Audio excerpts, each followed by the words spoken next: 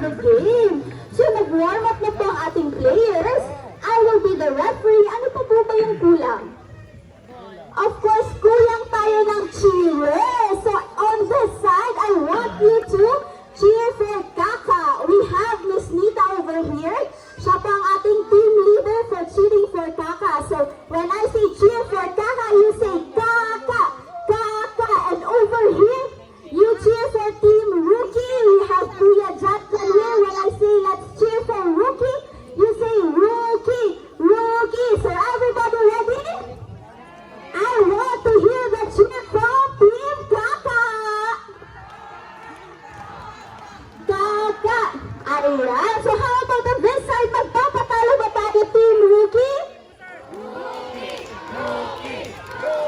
Ayan. Very good. So players are ready. Cheers are ready. Set. Play ball.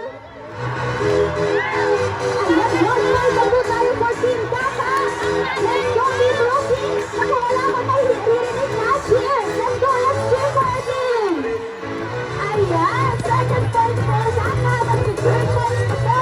3 points for Kaka. 2 points for Rookie.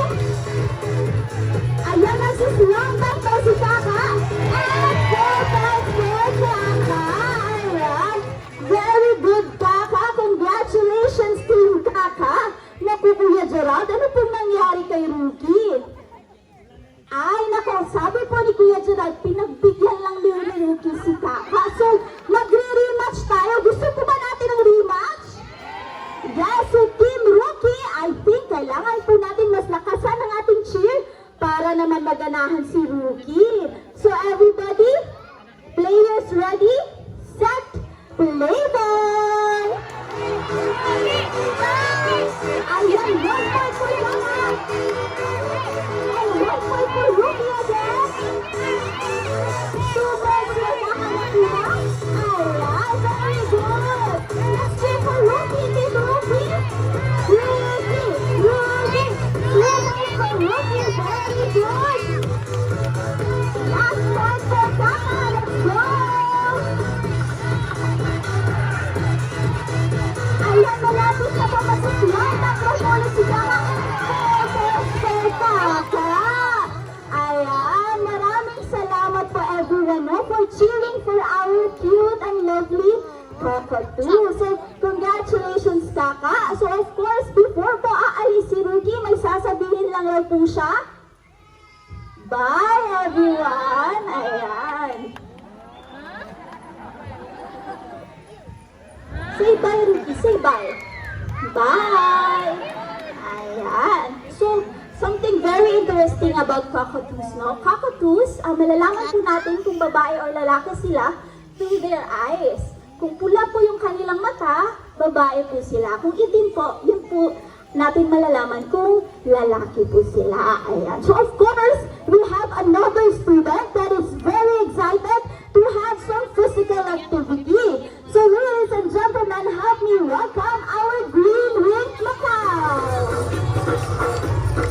Ayan, everybody, meet Red, our green-winged macaw. Macaws are birds that are extremely pretty, diba? Their colors are very vibrant.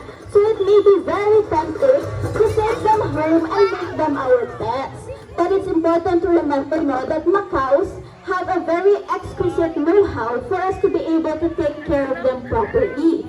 Take Red here, for example. Red has been donated to us a long time ago. But since he is from Brazil, we cannot bring him back to Philippine forest. So, Red now has been with us for 15 years already. Di ba? Ang tagal na ni Red sa amin. So, for today, tignan nga natin ang gagawin ni Red for PE time. May prutas raw kung nakuha si Red. Anong gagawin ni Red? Upside! Hindi na shoot! Another one raw po! Palakpakan naman for Red, everyone! Ayan! Second fruit! Go Red! Let's cheer for Red, everyone! Go Red! Ayan! Ayan! Naka-shoot na po siya ng isang fruit and another one raw!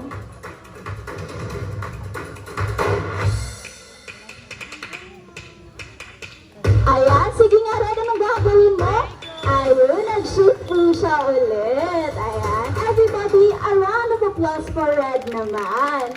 So kung si Rocky po kanina, ang tinuro niya po ay mag-save tayo ng money once in a while, Red wants us to save some of our resources. Because of course, no, it's not always every day that we get to enjoy the luxury that we have right now.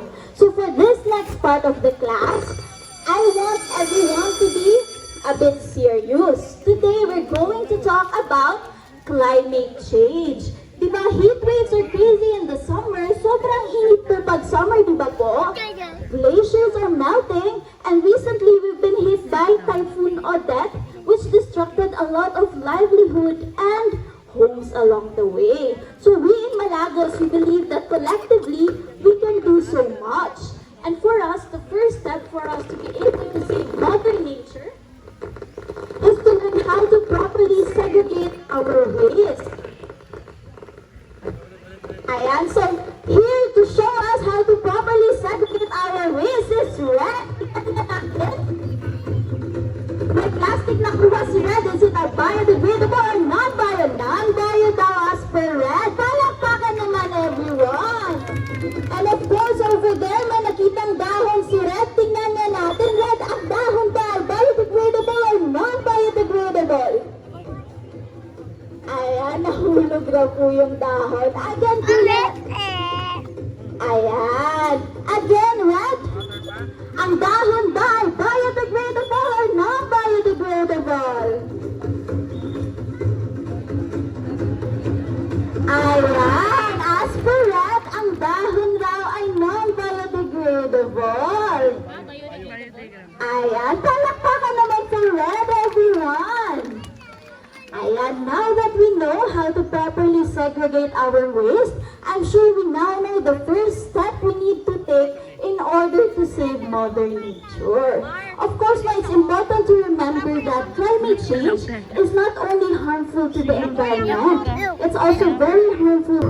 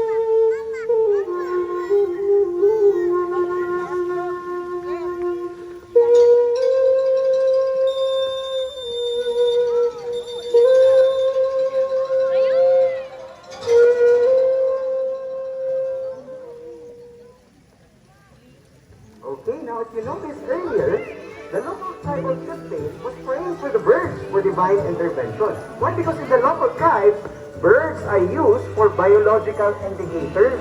So if you notice above us, now the birds are flying already. Because that's a good indicator that it's safe to return after such a calamity.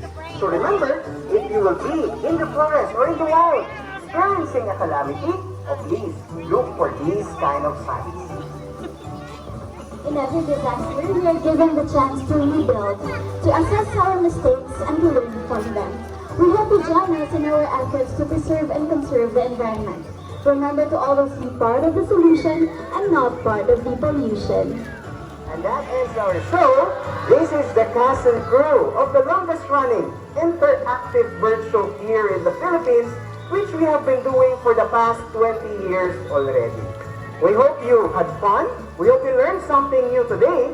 Oh, most importantly, I hope that you would cherish this moment that you have with you, with your friends, loved ones, families, while enjoying this very beautiful place that we call the Malagos Garden Resort. Now, for our final words, going to be Ricky is going to say to everyone, bye-bye! Daghang salamat o mayong buntag kanatong tanan!